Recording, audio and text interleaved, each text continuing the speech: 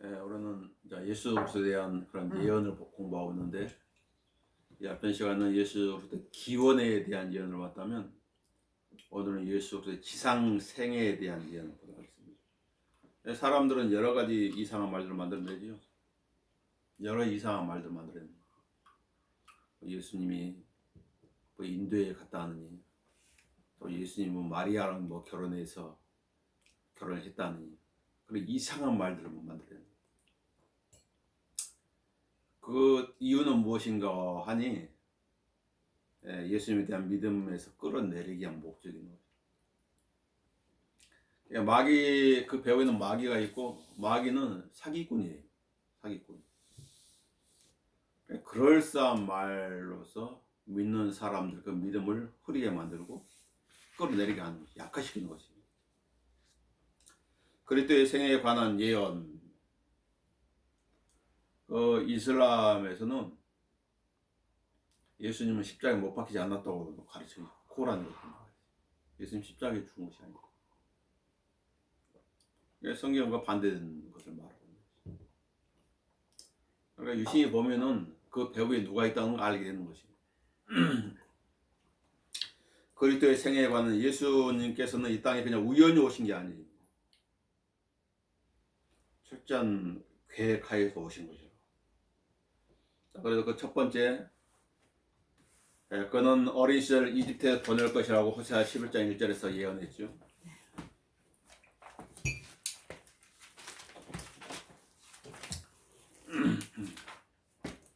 여기 성경을 봐보세요. 프린트물에도 뭐 나와 있는데, 이스라엘 아이였을 때 내가 그를 사랑해 내 아들 이집트에서 불러내었도다. 이집트에서 보낼 것이라는 것이 이제 기록 예언이 된 BC 약 700년 이전에, 이게 이스라엘의 아이였을 때라는데 이스라엘에 대한 예언이 아니에요. 예수 그리스도에 대한 예언이에요. 그래서 마태복음 2장 13절은 정확하게 이루어졌다는 사실을 말씀해 주고 있는 것입니다. 마태복음 2장을 봐보세요. 마태복음 2장이면 예수님의, 마태복음에서는 예수님이 출생이 아니라 예수님이 어린 아이, 좀 성장이 있을 때를 기록하고 있죠. 예수님의 출생은 누가복음에서 기록하고 있는 거예요. 누가복음과 마태복음 시간 차이가 있는 거죠. 같은 사건을 언급하고 있는 게 아니에요. 마태복음 2장에 예수, 어린 예수는 좀 성장이 있을 때라, 어린 아이라고 그러죠. 아기하고 다른 개념이에요.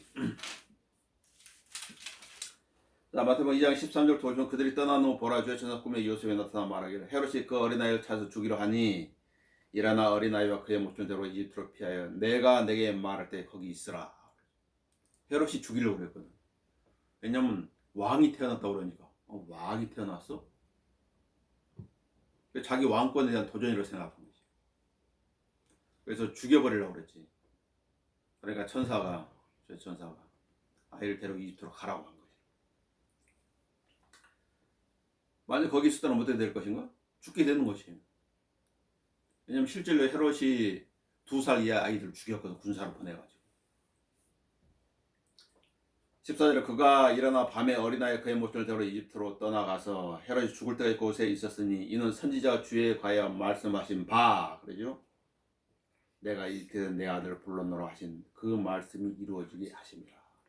호세아 11장 1절에 이루어졌다는 것이지. 그래, 하나님께 말씀하신 것은 하나님께서 이루시는 거예요. 인간이 그 예언을 아무리 그냥 못 이루어지게 한다 할지라도 하나님께서는 어떤 방법으로 이루시는 거지. 그게 하나님과 대적에 싸울 사람 아무도 없는, 안 되는 거지. 하나님께 너는 죽으리라 그랬다면 그 사람 반드시 죽는 거지.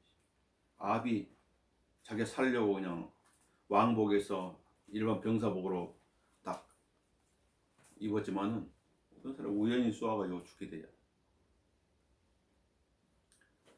그 예언은 반드시 이루어진다는 것이지. 우리가 공부하는 그런 목적이 바로 그것이에요. 예수님의 그 생애에 대한 예언을 공부하지만 예수님의 생애에 대해서만 국한된 것이 아니거든. 성경에는 그리스도에 대해서 말씀한 그런 부분이 많잖아요. 그러면 성경에 그리스도에 대해서 어떤 것을 기록해 놨다면 그것도 반드시 이루어진다는 것이. 무시한 그 사람만 손해를 보는 거지. 그래서 심판석에 손해볼 사람들이 있는 거지.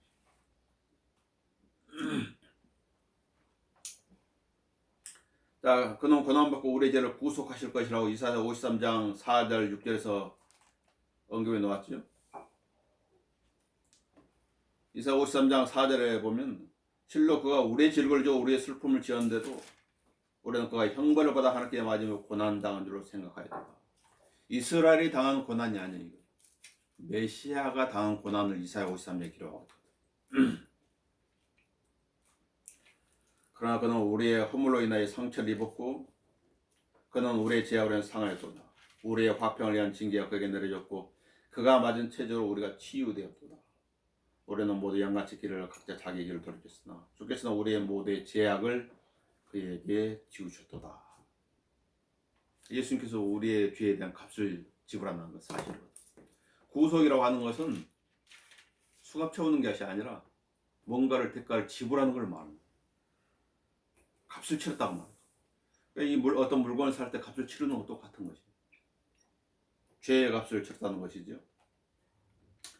마태복음 26장 27장에서 예수님께서 십자가 달리는 사건을 통해서 우리의 값을 치르신 것이죠. 값을 치르는 것이죠. 그래서 그리스도인을 향해서 뭐라 그래요? 하나님의 것인 너희 몸과 영으로. 하나님의 것인데 이 몸과 영. 하나님께로부터 왔기 때문에 예수께서 그 몸을 들여 값을 치러놨으니까 이 몸도 마찬가지고 영도 마찬가지. 죽은 영을 가져서 하나님께서 주셨다. 예수님 믿을 때. 그런데 하나님께서 돌려주면서 마치 임대를 놓는 것과 똑같아요. 나한테 다시 주마. 넌 지금 임대 살고 있는 것이야. 자, 그 세는 언제 계산한다고? 그때 심판에 내가 계산할 것이야. 자, 나한테 얼마를 줘야 될지 아니면 네가 나한테 더 줘야 될지. 하나님의 것이다. 왜냐하면 예수를 믿었다고 하는 것은 바로 예수를 그 지불한 그 값을 통해 샀다는 것이거든. 그게 구원이에요. 근데 어렵지가 않아요. 구원이라고 하는 게 쉬운 거예요. 어떤 행위를 통해 받는 것도 아니에요. 자, 고린도서 5장 21절 이렇게 말하면 하나님께서 죄를 알지도 못하는 그를 우리를 위하여 죄로 삼으신 것은 예수님은 죄와 상관없는 분인데 죄가 되신 거예요. 죄인이 아니라 죄 자체가 된 것이에요.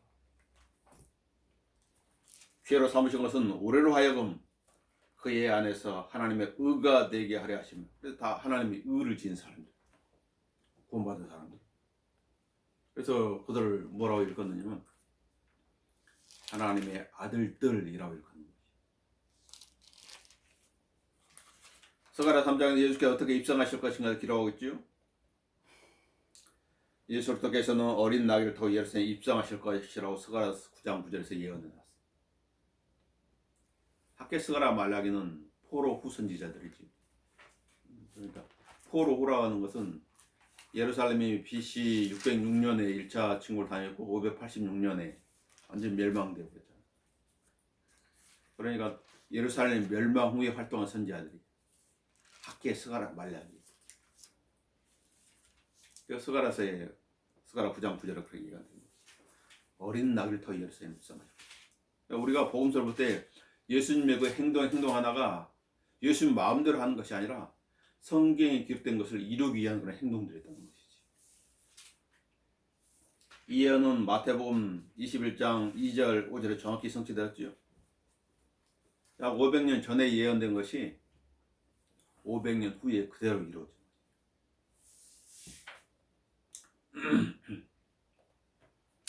스가랴 9장 9절에는 이렇게 말합니다. 오 시온에 따라 크게 기뻐하라.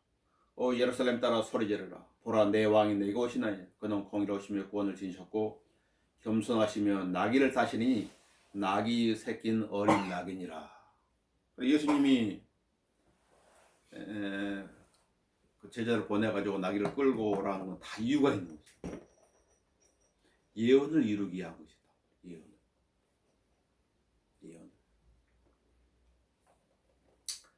마태복음 21장 4절에서 이렇게 말씀하시죠. 이 모든 일이 일어난 것은 선지자를 통해 말씀한 것이 이루어지게 하려 함이라.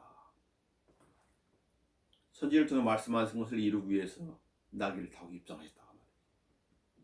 예수님 재림하실 때는 뭘 타고 오실까요? 백마, 흰마를 타고 오셨다. 소위 말할 때는 나귀를 타셨다. 또 어린 나귀를 타고 오셨다. 그럼 재림할 때 백마를 타고 오셨다. 이런 말이죠. 백마 탄 왕자님을 여자들은 기다린다고. 그래서 백마 탄 왕자를 기다리는데 그 백마 탄 왕자님이 이 세상에는 없는 거예요. 예수님에 대한 말입니다. 예수님을 믿는 사람들은 흰말을 타고 이 땅으로 재림하실 것이라. 계시록 19장에 기록되어 있죠. 예수님 앞장서고 그 밑에 믿는 사람들이 구원받은 사람들이 있다는 거예요. 자, 그는 십자가의 질곡 속에서 쓸개와 식초를 받을 것이라 이렇게 기록에 예언했는데 시편 60편 21절에서 그들이 또 쓸개즙을 나의 음식물로 내게 주었으며 내 갈증에 나로 식초를 마시도록 주었나이다. 갈증을 호소하면 물을 줘야 되는데 식초를 줘야 더 갈증을 유발시키는 거지. 아주 안 좋은 것이죠. 근데 그대로 이루어진 거지. 마태복음 27장 34절에서 로마의 병세에서 이루어졌지요. 마태복음 20장 34절에 이렇게 말합니다. 쓸개즙을 탄 식초를 그에게 좀 마시게 하려 했으나 주께서 맛을 보신 후 마시라 하지 않으시다. 구약 시편 60편 21절에서 말씀하신 것이 마태복음 27장 34절에서 이루어졌고 또 요한복음 19장에서도 10장 28절에서도 그 사건을 기록하고 있는데 이 일로 예수께서 이 모든 일이 이루어진 것을 아시고 말씀하시기를 모든 예언이 이루어졌는데 뭔가 안 이루어진 것이 있었던 것이야.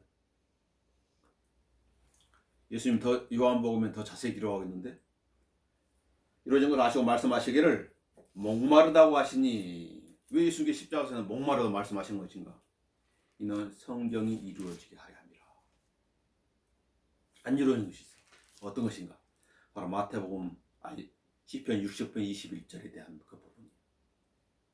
그 십자가의 고통 중에서도 그걸 생각하는 것이지.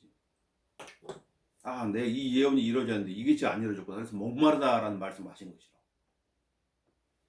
그래서 이 말씀은 이 성경이 이루어지게 하기 위함인데 거기에 식초로 가득한 그릇들이 놓여 있는데 그들이 식초를 헤매어 적서 우슬조 가지에 끼어 주입이 되니라. 그것을 듣는 것만 병사들이 이제 식초를 이제 예수님이 입게 돼요. 그때 예수께서 그 식초를 받으시고 말씀하시기를 다 이루었다고 하시더니 고개를 떨구시고 숨을 거두시더라. 그러니까 십자가상에서도 예수님 무엇을 생각하는 것이?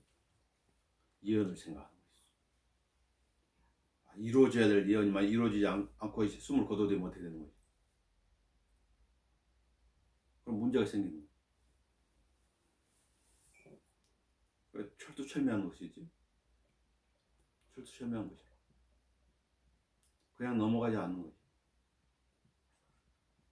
그냥.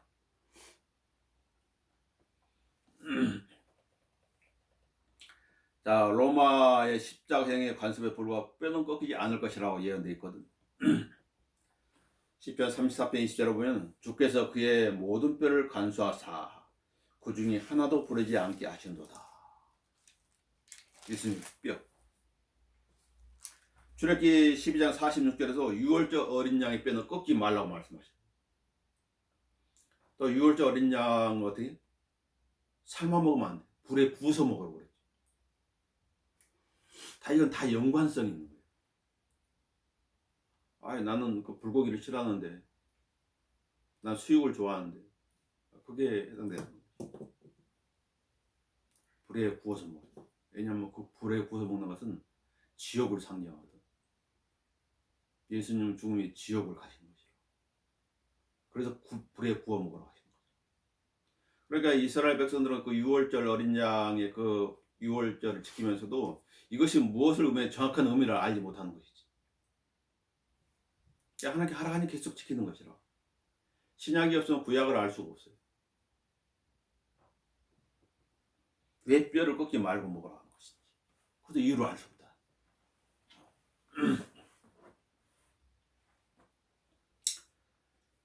주라기 12장 43절에서 46절에서 한 집 안에서 먹을 때는 그 고기를 집 밖으로 가지고 나가지 말고 뼈도 꺾지 말지니라.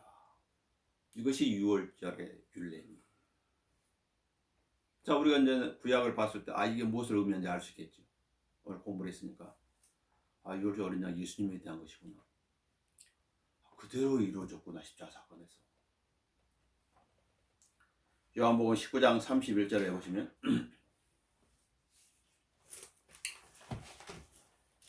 자, 요한복음 19장 31절 이하에 보시면 자 십자가 사건 관련돼서 그러면 그날의 예비된 까닭 유대인들이 그 시체들 안식일에 십자가 위에서 남겨놓지 않으려고 이는 그 안식일 큰 날이며 빌라도에게 요청하는 그들의 다리를 꺾어 치우게 해주소라고 하다. 십자가에 3명이 달려있지요. 예수님하고 두 강도. 이거 이제 저녁이 지면 그 다음날 이제 자기들 어떤 명절을 지켜야 되기 때문에 시체를 노상에 놔두고는 지킬 수 없다 말이에요.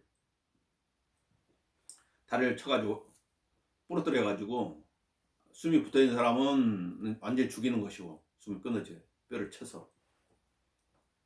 그 다음에 뼈를 친다고 하는 죽음을 확인하는 것이 이제 죽었는지. 치우게 주셔서 그러면 병사들이 와서 주와 함께 십자가에 못 박힌 첫째 사람의 다리를 꺾었어요. 주와 함께 못 박힌 다른 사람의 다리도 꺾더라. 그러나 그들이 예수께 이른 그가 이미 죽은 것을 보고 주의 다리를 꺾지 아니하였으나 그의 병사들 중 하나가 창으로 주의 옆구리를 찌르니 거기서 피와 물이 나오더라. 그리하여 이것을 본 사람 증거하느니 그의 증거는 참되었다. 그 사람 자기의 진실을 말한다는 것을 아느니라. 이는 너희를 믿게 하려는 것이라. 이게 무슨 일인가? 이런 일들이 일어난 까닭은 왜 이런 일을 하는 것인가? 왜 예수님의 다리가 꺾이지 않는 것인가? 주의 뼈가 하나도 꺾이지 아니하라는 성경을 이루려 함이라. 만약에 병사가 실수로 예수님 다리를 쳤다면 어떻게 됩니까? 그럼 이 예언은 이루어지지 않는 것입니다. 하나님께 모든 상황을 관장하고 계십니다. 모든 상황. 구약의 율법에 따르면 신성 모독죄는 어떻게 돼요? 십자가에 못 박은 것이 아니라 돌로 쳐서 죽이는 것입니다. 예수님을 스데반처럼 돌로 쳐 죽였더라면 또 예언이 이상이 되는 거죠. 하나님의 말씀이 이상이 되는 거죠. 십자가에 못 박히고 후에 죽은 자부터 4일 만에 다시 살아나 피하다가 3번씩 나온 것만 보고서 예수님께서. 그것도 예언이에요. 그런데 그 당시에 이스라엘 지배한 나라가 페르시아도 아니고 그리스도 아니고 로마였다는 거죠. 로마는 범죄자를 흉악범을 어떤 게 처형이요? 십자가에 처형. 십자가에 못 박아가지고. 예수님이 재판받을 때 하필이면 이스라엘 지배한 나라가 그리스도 아니고 페르시아도 아니고 로마였다. 로마. 이것이 우연인가? 모든 상황 하나님의 손안에 놓여 있는 것입니다. 홍해와 관련돼서 지금 유튜브에서 영상인데 그 이스라엘 백성들은 홍해 바다를 걷는 것이 아니라 갈대바다를 건넜다. 무슨 갈대바다를 건넜다는 거지. 어떤 사람이 막 나는 어렸을 때는 홍해를 걷는 줄 알고 믿었는데 히브리어가 그 갈대바다는 뜻이에요. 내가 속고 살았네. 그러면 이제 참 아이러니한 게 있는 거예요. 그 뭐냐면은 또 이스라엘 백성들이 갈대바다를 건넜다고 치자. 이스라엘 사람들이. 그럼 그 당시에 최강국이었던 이집트는 그 갈 때마다 다 익사해서 죽었다는 것이에요. 그런데 웃기는 것이거든요. 최강대국이에요. 이게 슈퍼파워였거든요. 이집트 병사들, 군사가. 이 무릎도 안 뜨는 거 갈 때 그 밭에서 익사해서 다 죽었다는 것이에요. 파라오로부터 시작해가지고 병사들이. 믿음을 끌어내리려고 하는 그런 요소들은 많이 있는 거예요. 많이. 홍해를 건넌 그 기록들이 바다에 그렇게 남아있는데도 한쪽에서는 그걸 뒤집어 엎으려고 막 하고 있는 것이. 미혹하는 세력들이 있는 것이. 우연히 일어나는 것은 없어요. 누가복음 12장 6절에 보면 참새 5마리가 두 아산에 팔리지 아니하느냐? 그중 한 마리도 하나님 앞에서 잊혀지지 않느니라. 참새도 하나님 허락 없이는 떨어지지 않는다고 말이죠. 도리어 너의 머리카락까지 모두 세워두셨느니라. 하나님께서는 우리 머리카락이 몇 개 있는지 다 알고 계시다는 거예요. 머리카락 수. 그러므로 두려워 말라. 너희는 많은 참새보다 더 귀하니라. 성경 말씀입니다. 그러면 이 말씀에 대해서 누가 책임지겠어요? 내가 책임진 게 아니라 하나님께서 책임지시는 거죠. 또 예수부터 관련된 예언에서 누가 이루시는 거예요? 하나님께서 이루시는 거죠. 하나님께서. 그 확률로 보면 절대 이루어지지 않는 것이. 하나님께서 이루시는 거죠. 사람들은 그의 옷으로 제비를 뽑을 것이라는 말씀이 있죠. 시편 20편 14절에. 다윗의 시편인데 다윗은 언제적 사람입니까? BC 1000년대 사람. BC 1000년이라고 하면은 1000년 전에 한 예언이 1000년 후에 이루어집니다. 그것도 글자 그대로 틀지 않고 그대로 이루어집니다. 문자적이죠. 시편 20편 18절에 그들이 그들 가운데 내 겉옷을 나누고 내 속옷을 제비 뽑나이다. 다시 자신에 대해서 얘기한 게 아니구나. 다시 지금 예언을 하고 있는 것이. 마태복음 27장 35절에 보면 그들이 주를 십자가에 못 박은 후 주의 옷을 제비 뽑아 나누었으니 이는 선지자를 통하여 어떤 선지자예요? 다윗은 선지자 역할을 하는 것이. 그들이 그들 중에는 나의 옷을 나누고 또 나의 속옷을 놓고 제비 뽑음나이라고 하신 말씀이 이루어지게 하려 함이더라. 그들이 이루어지는 거지. 아마 병사들은 자기들이 예수님의 옷 놓고 막 제비 뽑는 것을 욕심 때문에 그랬겠지만은 그들의 욕심이 성경을 이룰 것이라는 몰랐겠지. 환경을 다 관장하시면 하나님을 한 것이지. 우리가 그렇다면 우리가 사는 그런 환경들은 하나님께 다 알고 계시는 거지. 예수님에 대한 공부로 끝나는 게 아니에요. 이걸 공부를 통해서 또 우리한테 적용되는 그런 부분들이 있는 거지. 다 알고 있다. 내 아들아 내가 안다. 누가 한 말이에요? 야곱이. 요셉이 두 아들 데려왔는데 장자한테 오른손을 따게 하고 차자한테 왼손을 게 했죠. 그러니까 뭐라고 그래요? 원래 장자한테 오른손을 얹어야 되는데 야곱이 의식적으로 이렇게 다 엇갈려 가지고 첫째 난 아들한테 오른손을 이렇게 엇갈리고 여기 이쪽에 왔으니까 왼손은 이렇게 왼손은 그 므낫세한테 차자한테 얹었죠. 그러니까 요셉은 아버지 그러면 안 됩니다. 얘가 장자의 머리에 오른손을 얹으십시오. 그러니까 나도 한다 하더라. 나도 한다. 그러나 둘째가 더 크게 될 것이다. 그렇게 말하죠. 의식적으로. 그래도 그대로 된 것이 에프라임이 더 커진 것이라. 그대로 이루어졌다고 말해요. 그러니까 요한복음 19장 35절에도 그들이 주를 십자가에 못 박아 주의 옷을 제 입고 나누었으니 이는 선지자를 통하여 그들이 그들 중에 나의 옷을 나누고 또 나의 속옷을 놓고 제 위를 뽑아내라고 하신 말씀이 이루어지게 하려 함이더라. 그대로 이루어진 것이 영적으로 이루어졌습니까? 아니, 문자적으로 이루어진 것이 기록된 그대로 성경에 기록된 그대로 이루어졌다. 그래서 하나님의 말씀을 볼 때 기록된 그대로 보면 되는 거예요. 영해를 하게 되면은 의미를 알지 못해요. 영적으로만 해석하게 되잖아요. 그러면 100명은 100명이 다 다른 해석을 내는 거지. 그럼 성경은 어려운 책이 되는 거지. 성경 기록된 그대로 보면 되는 거지. 그래서 사탄이 원하는 건 뭐예요? 이 문자를 바꾸는 거예요. 다른 문자로.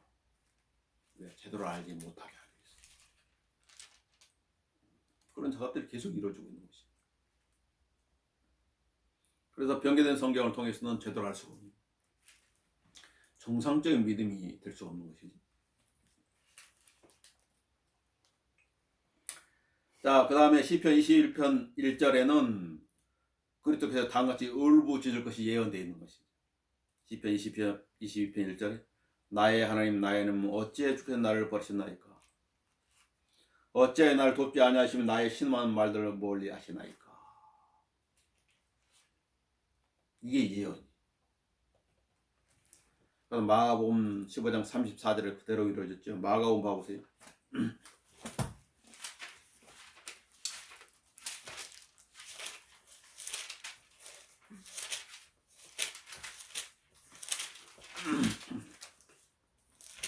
이번 장 34절 제9시에 제9시라고 하면은 우리 시간으로 치면 오후 3시예요. 오후 3시. 제9시에 예수께서 큰 소리 지르며 말씀하시기를 제9시라고 하는 건 저녁 예물을 드리는 저녁 제사를 드리는 그 시기. 큰 소리 지르며 말씀하시기를 엘로이 엘로이 라마 사박다나 하시니 해석하면 나의 하나님 어찌하여 나를 버리셨나이까 이더라. 그래서 시편 22편 1절에 기록된 그대로 예수님께서 십자가 외친 그 말씀이 그대로 이루어진 것이죠. 예수님께서는 도살할 양이 침묵하신 것처럼 침묵할 수도 있었어요. 예수님은 어떤 부분에 헤롯 앞에서 침묵을 하셨잖아요. 십자가 상에 침묵을 할 수 있는데 왜 이런 외침을 하신 것인가? 구약에 예언되어 있기 때문에. 그래서 그 예언을 이루기 위해서 이렇게 외치는 것이 나의 하나님 나의 하나님 어찌해 주께서 나를 버리셨나이까. 그대로 이루어졌지요. 시편 16편 1절에는 그는 죽음에 다시 살아날 것이 예언되어 있어요. 다윗의 시편이죠. 시편 10절에 이는 주께서 내 오늘 지옥에 버려두지 아니하시며 주의 거룩하신 분으로 썩어짐을 보지 않게 하실 것입니다. 그대로 기록하고 있죠. 이게 안식 후 첫날 예수님께서 벌하심이 이루어졌죠. 그래서 사도행전 1장 3절에는 이것을 뭐래? 무호한 증거들이라. 무호하다. 확실한 게 무호하다. 예수님 관련된 그런 예언들이 그대로 이루어졌다는 것이죠. 예수께서 고난을 당하신 후 자신이 살아계심을 그들에게 많은 무한 증거들로 보여주시고 부활해가지고 40일 동안 그들에게 보이셨죠. 그 사도행전 2장에 보면 베드로의 설교가 나오는데 베드로는 이스라엘 백성을 설교할 때 사도행 29장 31절에 이렇게 말합니다. 그가 미리 앞을 내다보므로 그리스도의 부활에 관하여 말한 것은 주의 혼이 지옥에 버리지 아니하였으며 또 주의 육신도 썩어짐을 보지 아니하였다는 것이라. 그대로 이루어집니다. 원래 사람은 죽으면 어떻게 돼요? 썩는 거예요. 냄새가 나. 나사로 어때서 날았어요? 나사로. 그 노예들이 예수님께서 그 무덤문을 열라고 그러니까 냄새가 난다고 그랬죠. 죽은 지 며칠 되지 않았는데 냄새가 안 나는 거지. 예수님은 3일 낮과 4일 밤 그 몸이 무덤에 있었지만 썩지 않는 거지. 죄와 관련돼 없는 몸이거든. 그리고 그 몸은 그대로 부활했잖아. 무덤에 있지 아니야. 만약 예수님의 뼈가 하나라도 발견된다면 어떻게 되는 거야? 성경은 우승책이 되는 거야. 하나님은 거짓말을 쟁해 되겠죠.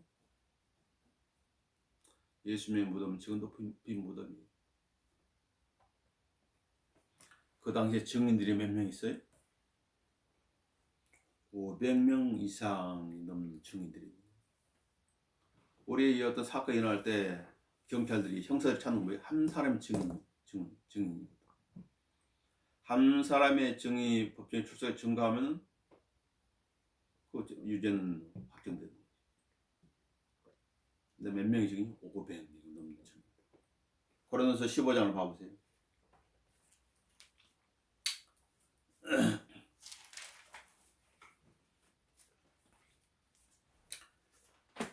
고린도서 15장을 봅시다.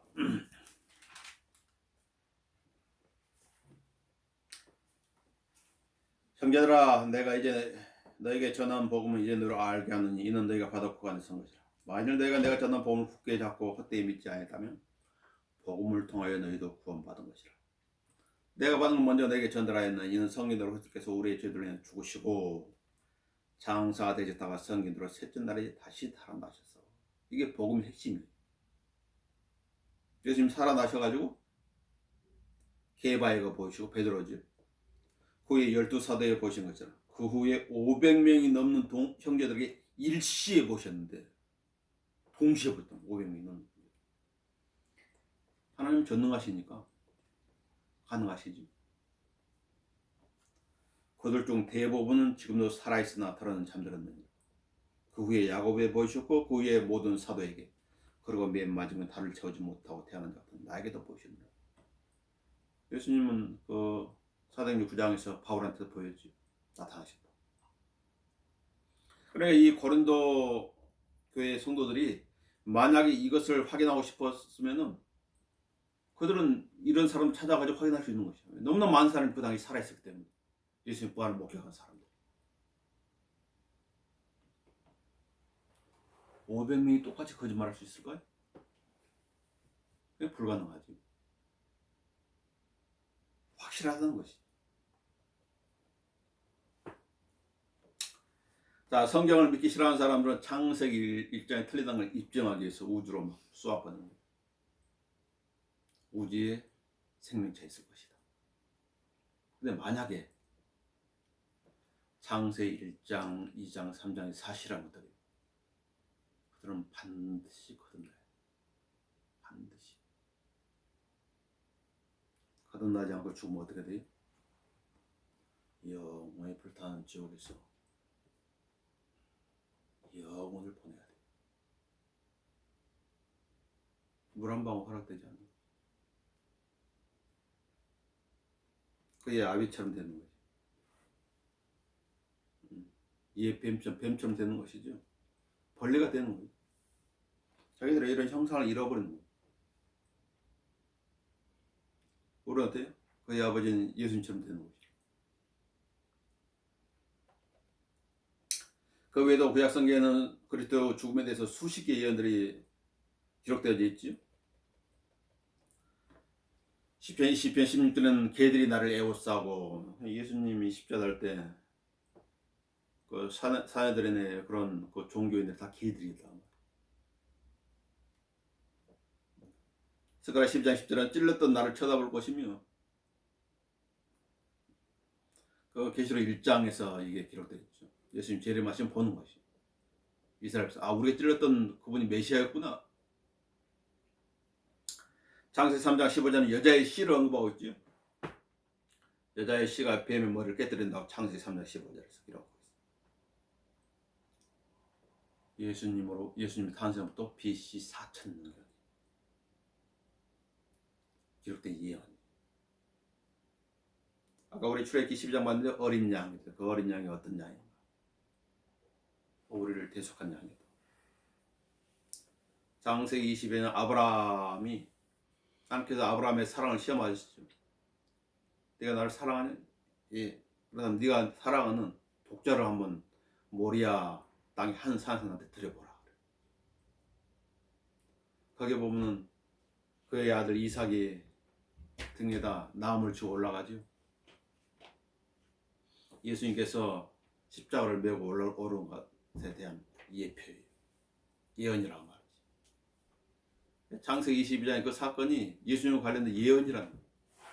그대로 이루어졌잖아요.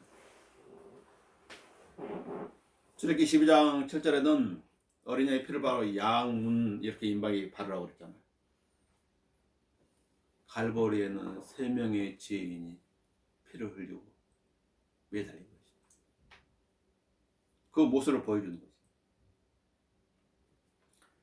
또한 창세기 37장에서부터 50장 사이에 요셉과 관련돼서 기록하고 있는데, 요셉의 생애와 예수 그리스도의 시상생애를 비교했을 때 정확히 일치하는 것이 152개가 있다는 사실을 어떤 분이 발견합니다. 152가지가 있다.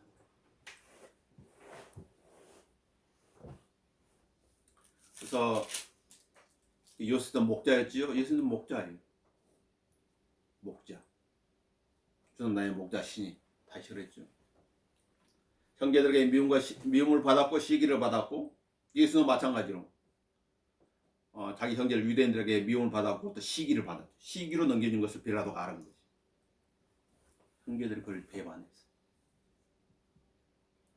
예수님은 자기들의 형제인 유대인들에게 왔지만 유대인들을 배반한 거죠. 그리고 형제들에게 팔렸지요. 은 38년. 요셉도 마찬가지로 형제들이 배반당해가지고 팔린 거지. 그것도 누구한테 팔렸어요? 이스마엘, 이방인에게 팔렸죠. 예수님은 이방인은 로마인들한테 넘겨진 거지. 감옥에 갇혔고 요셉이 감옥에 갇혔죠. 예수님도 감옥에 갇힌 거지. 지하 감옥에 갇힌 거지. 3일 밤과 3일 낮 후에 거기서 나오신 거지. 또 요셉이 갇힌 감옥에는 새 포도주와 빵과 관련된 두 관원이, 술 맡은 관원과 새 포도주를 맡은 관원과 빵을 맡은 관원이 갇혀 있었죠. 우리가 죄 만찬할 때 빵과 포도주를 드잖아요. 그 중에 2명의 죄수 중에 3명은 죽었고 1명은 살아났어요. 갈보리 십자가에 가는 두 강도 중에서 1명은 구원받았고 1명은 구원받지 못한 거예요. 그대로 이루어진 거예요. 이것을 어떻게 설명할 수 있나요? 이것을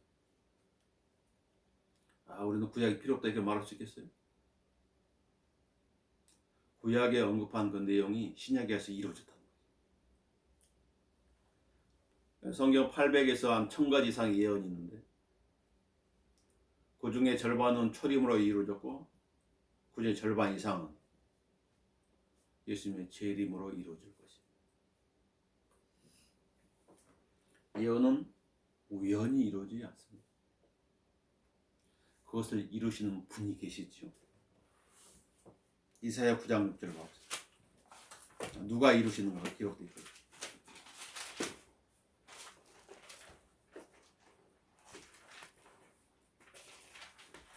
이사야 9장에는 어떤 어린 아이의 출생과 관련해서 언급하고 있죠. 어린 아이 출생. 우리가 공부했었어요. 9장 6절에 이는 우리에게 한 아이가 태어났고 우리에게 한 아들이 주어졌으니, 어떤 아이에 대해서 언급하는데 정부가 그의 어깨에 있을 것이요. 어깨에 그 정부가 있다. 그의 이름은 경이로운 분이라, 상담자라, 능하신 하나님이라, 영원하신 아버지라, 화평의 통치자라 불리라. 이 아이가 능하신 하나님이라 불린다. 이 아이가 영원하신 아버지라 불린다는 거예요. 인간의 이성으로는 이해가 안 되잖아요. 자, 그의 정부와 화평의 증감이 다윗의 보좌와 그의 왕국에 바르게 세워지고 지금부터 영원까지 공의와 정의로 그것이 굳게 세운데 끝이 없으리라. 만군의 주의 열성이 이것을 실행하리라. 하나님께서 이 모든 것을 이루신다. 인간이 아무리 막는도 막아지는 게 아니에요. 저 그리스도의 통치도 마찬가지죠. 어느 날 갑자기 그의 왕이 끝나버리는 거예요. 어느 날 갑자기. 사람의 손에 의해서가 아니라 갑자기 끝나버려요. 하나님께 그렇게 끝내겠다는 것이죠. 이게 예언이에요. 사탄과 관련된. 사탄과 관련된 예언 중에 하나 뭐예요? 그는 불못의 영혼을 보내는 거예요. 예, 예수 때 관련된 예언도 있지만 사탄과 관련된 예언도 있는 거예요. 그게 운명과 관련해서 어떻게 될 것인지. 또 예수를 믿는 사람, 믿지 않는 사람이 어떻게 될 것인지 성경이 예언하고 있는 거예요. 어떤 사람이 복음을 전한다. 그래서 예언을 하고 있는 거예요. 예언. 예언을 하고 있는 거예요. 당시 예수를 믿으면 영광이 들어가겠지만 믿지 않으면 영혼이 불타는 불못을 피할 수 없을 것이고. 내 말에 하나님께서 하신 말씀입니다. 그러니까 우리가 살펴본 거지. 하나님께 말씀하신 것은 시간이 문제지 반드시 이루어지더라 하는 것이죠. 갈라디아 4장 4절 읽고 마치도록 하겠습니다.